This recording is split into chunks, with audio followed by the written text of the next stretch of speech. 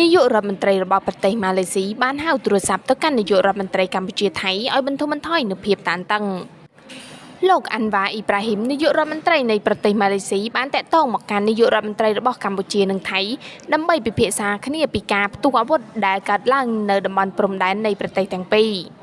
នៅលើបណ្ដាញសង្គម Facebook នៅថ្ងៃពុធទី10 ខែធ្នូនេះលោកអាន់វ៉ាអ៊ីប្រាហ៊ីមបានកោតសរសើរចំពោះភាពបើកចំហនិងឆន្ទៈរបស់មេដឹកនាំទាំងពីរក្នុងការបន្តការចរចាដើម្បីបន្ធូរបន្ថយនូវភាពតានតឹងនិងជៀសវាងការយល់ខុសដែលអាចធ្វើឲ្យស្ថានភាពកាន់តែអាក្រក់ឡើងលោកបានបន្តថាខណៈពេលដែលមិនទាន់មានដំណោះស្រាយច្បាស់លាស់នៅឡើយកិច្ចខិតខំប្រឹងប្រែងការទូតបានបន្តធានាមិនឲ្យមានឧបទ្ទវហេតុធ្ងន់ធ្ងរបន្ថែមទៀតកើតឡើងនៅក្នុងអំឡុងពេលម៉ោងដ៏ធ្ងន់ធ្ងរទាំងនេះ